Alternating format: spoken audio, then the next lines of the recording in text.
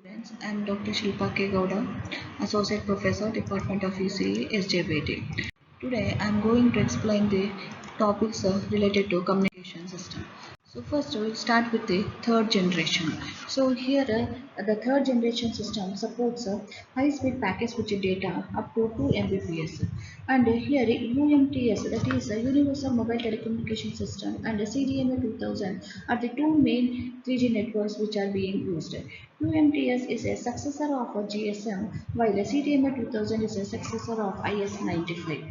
Both these systems are use CDMA technology. CDMA is primarily an air interface and access technique that is based on direct spectrum. In CDMA, all user data, the control channel and signaling information are transmitted on the same frequency at the same time.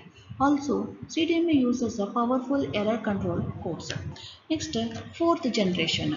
So, fourth generation communication system is a standard for wireless communication. It provides faster data transfer rates, improved network security, and enhanced mobile internet capabilities. 4G networks have higher data rates compared to 3G. The peak download speed is 100 Mbps for mobile users. 4G systems use advanced modulation techniques such as orthogonal frequency division multiplexing to utilize the available spectrum more effectively. Latency or time it takes for data to travel from the source to the destination is significantly reduced in 4G networks. This improvement supports real-time applications like video conferencing and online gaming. So, unlike 3G, which uses a combination of a circuit switcher and packet switcher networks. 4G uses an all internet protocol network. This means all data, including voice and video, is transmitted as IP packets, leading to more efficient and flexible communication. This 4G technology is designed to maintain connections even when users are moving at high speeds. That is, 4G provides better support for high-speed mobile users such as those in cars or trains. So LTE, long-term evolution, is the most widely used 4G technology. It uses OFDM, that is orthogonal frequency division multiplexing, and advanced antenna technologies such as multiple input, multiple output. And also LTE supports high data rates, low latency, and improved spectral efficiency. So next, we have technology.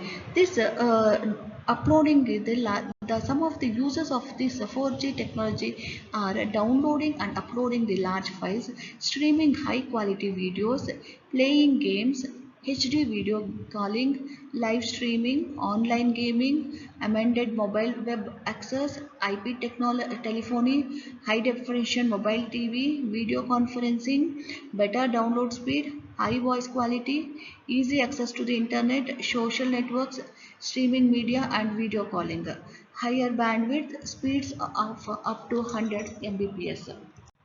So next, central office. It is a point where all the trunk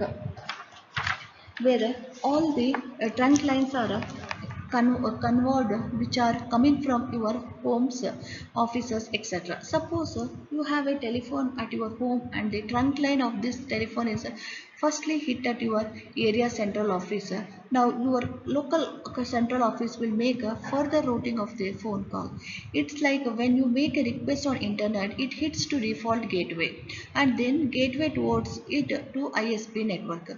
In telephone system, central office is similar to ISP network. If you have multiple trunk lines at your homes and some trunk lines are busy, then central office can route the phone call to the available phone number in your home.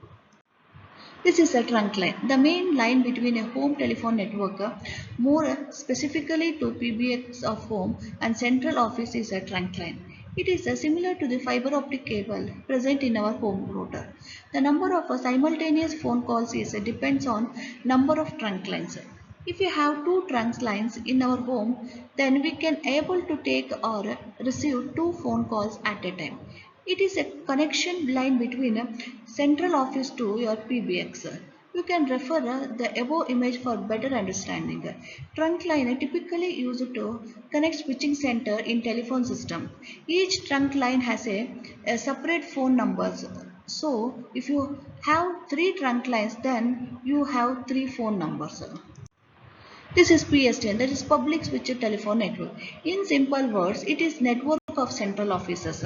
It is interconnection of telephone networks in the world. It is similar to the internet working. Suppose someone is making a phone call to you, then how it is reached to you? It is through the PSTN, and each central office will make a routing decision based on some routing protocols.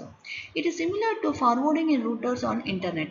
Now this phone call reaches to your local central office and it routes the call to your PBX using one of a trunk line you have. PBX will deliver this call to your local phone network. This is the comparison of all the 2G, 3G, 4G networks. Next, Bluetooth and Wi-Fi. So here, Bluetooth in the Bluetooth and Wi-Fi. Bluetooth, it is a device used to communicate between two devices without cables and wires. Bluetooth technology can be used at home, at office, and or in the car, etc. This technology allows to the users instantaneous connections of voice and information between several devices in real time. The standard Bluetooth operates in the band of 2.4 MHz. So, this Bluetooth architecture can be divided into two types of Piconet and ScatterNets. Piconet configuration consists of 2, 3 or 3 or up to 8 devices is ideally suited to meet the communication needs. When many groups of devices need to be active simultaneously, each group can form a separate Piconet.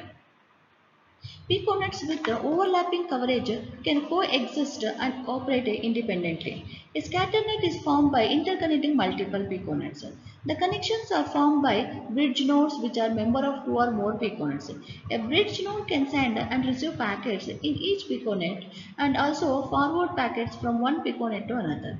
Some of the applications of Bluetooth are wireless headphones and earbuds, peripheral connectivity and file transfer, health and fitness, smartphone devices.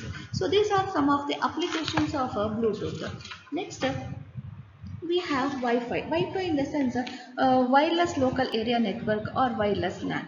Yeah, wireless LAN are a type of local area network that uses radio waves instead of wire connections to communicate and share devices.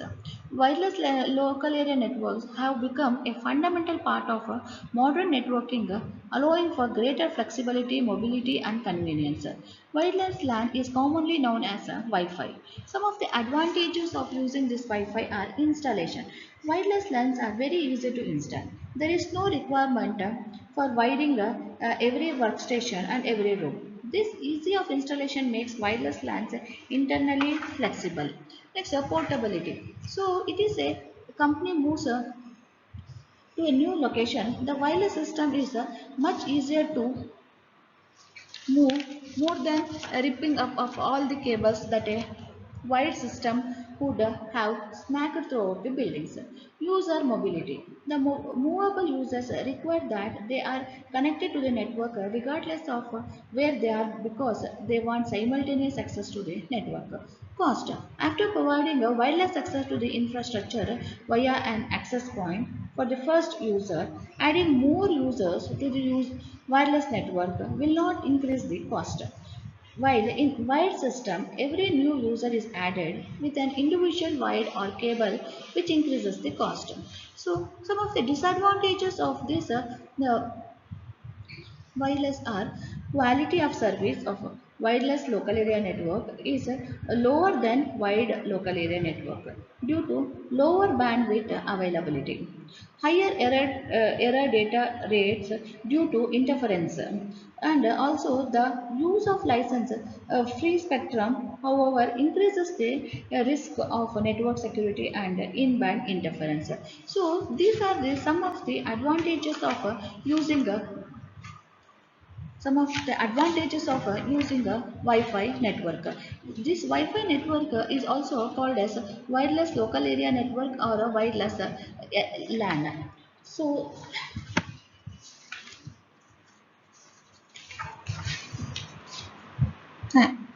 Thank you.